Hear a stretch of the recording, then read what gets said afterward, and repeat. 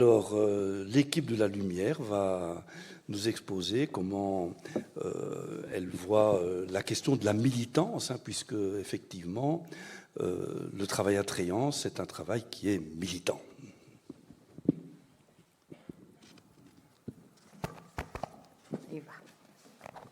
Bonjour à tout le monde. Donc, je me fais porte-parole de mon équipe de l'ASBL La Lumière. Je suppose que vous connaissez, Service pour personnes aveugles et malvoyantes.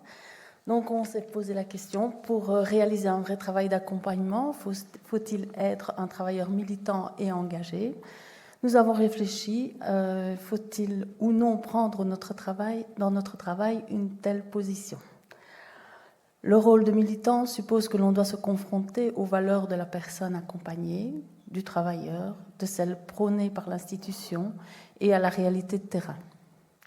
Nous devons trouver le bon positionnement, car l'accompagnement, c'est aussi participer à une transformation du contexte sociétal.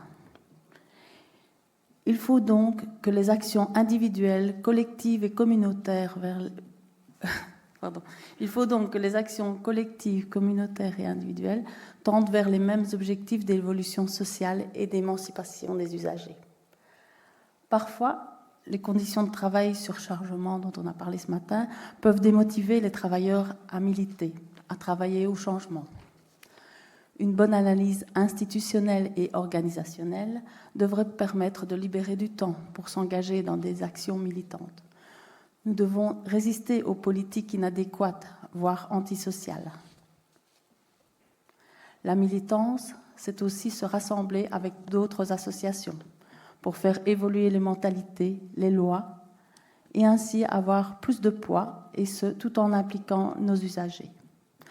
Pour donner des exemples d'actions militantes dans notre travail auprès des personnes non-voyantes, nous pourrions parler de nos actions de sensibilisation menées avec les personnes aveugles et malvoyantes formées, ou encore de la plateforme Surdicécité, ou celle de notre cellule socio-professionnelle.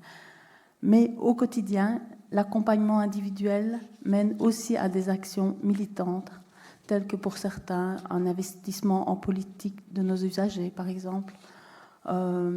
Maintenant, on se pose des questions. Je me tourne vers vous. Être militant, n'est-ce pas de permettre aux personnes de prendre leur vie en main, d'atteindre ou de retrouver une certaine autonomie, de les inviter à participer à des activités et des actions citoyennes?